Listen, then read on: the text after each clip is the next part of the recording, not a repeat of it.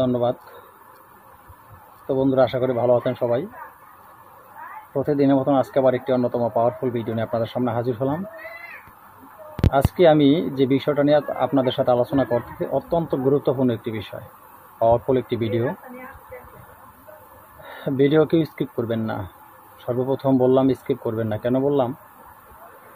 Video আপনি যদি পরিপূর্ণ না দেখেন, সঠিক নিয়ম না শোনেন, তাহলে আপনি বুঝতে পারবেন না কিভাবে কাজটি করতে হবে। কষ্ট করে আপনি কাজটি করলেন, কাজে সফলতা আসেনি, তখন মনে করবেন যে এই যন্ত্র মন্ত্র কিছু এগুলি সঠিক নয়। সবই সঠিক আছে, আপনাদের ভুল শোনার কারণে ভুল নিয়মে কাজ করেছেন, কাজে সফলতা পাননি।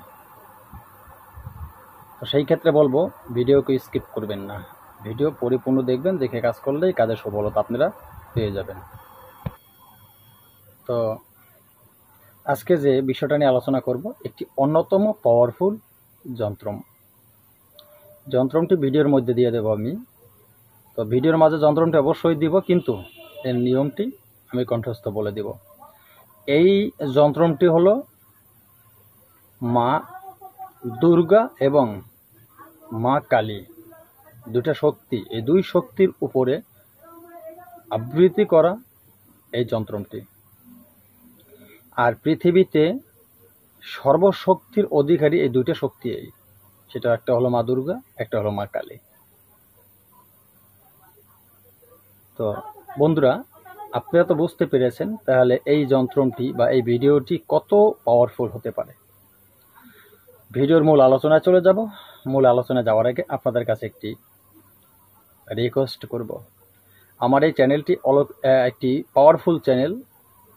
এখানে আমি নিত্য নতুন ভিডিও আপলোড করে থাকি, কারণ প্রশিক্ষণীয় চ্যানেল যদি আমি সব ধরনের ভিডিও আপনাদেরকে না দিই, আপনারা পাবেন কোথায়? তাই আমি বান, বিদ্বেষণ, বশীকরণ, উচ্চাটন, মারণ, গাছগাছরায়, রোগমুক্ত বিভিন্ন ধরনের বিষয় নিয়ে আমি আলোচনা করে থাকি।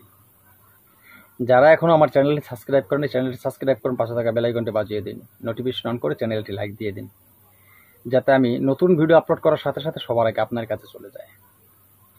তো আর একটা কথা বলবো, আমি আমার অনেক ভাইয়েরা, অনেক বন্ধুরা ফোন করেন, কমেন্ট করেন।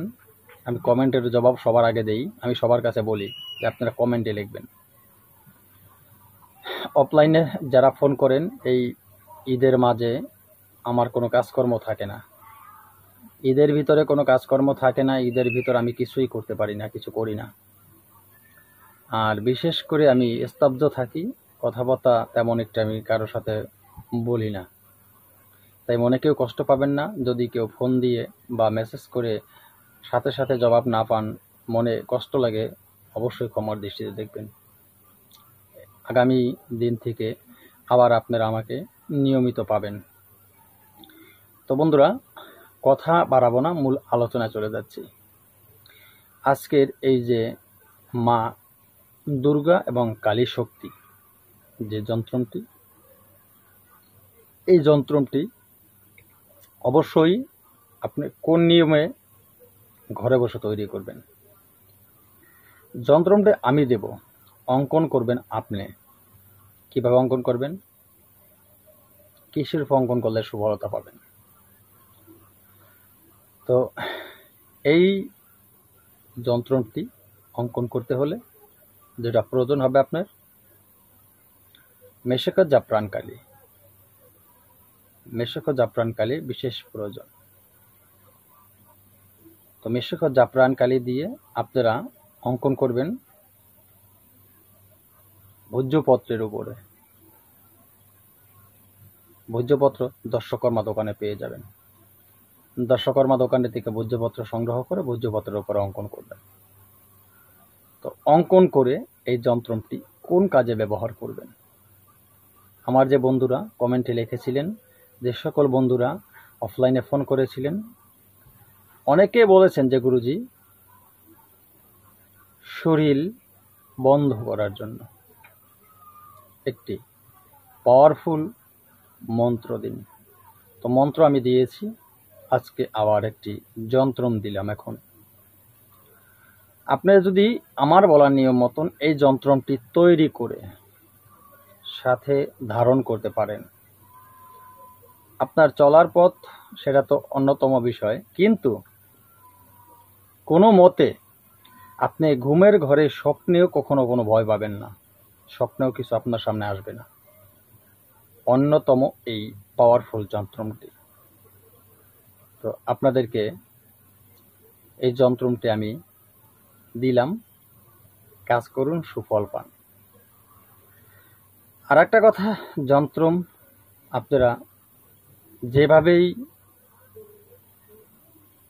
নিয়ম মতন অঙ্কন করবেন, নিজের ইচ্ছা মতন যেভাবে ইচ্ছা সেভাবে অঙ্কন করবেন, সেটা কিন্তু হবে না, ঠিক আছে? আর এই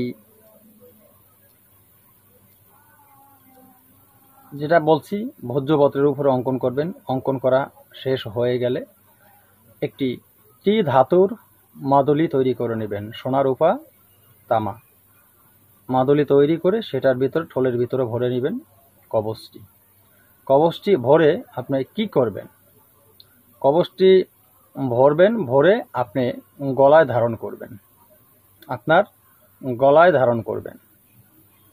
সেটা আপনি কালো সুতা দিয়ে ধারণ করতে পারেন, লাল সুতা দিয়ে ধারণ করতে পারেন, এমনকি রূপোর যে তাবিজ, শিকল যেটাকে বলা হয় চেন, সে চেনের সাথে ব্যবহার করতে পারেন, অসুবিধা নেই।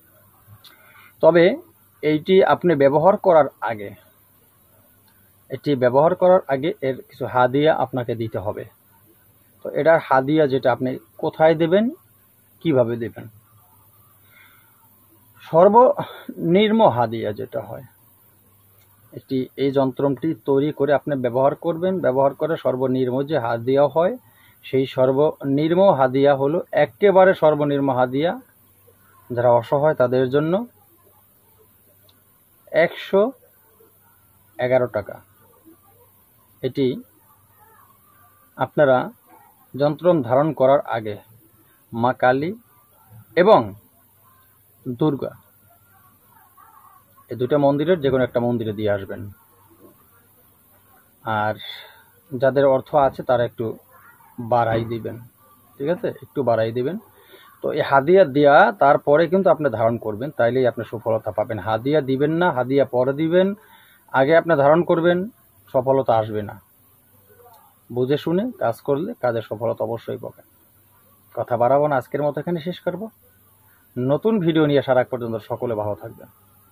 আল্লাহ হাফেজ।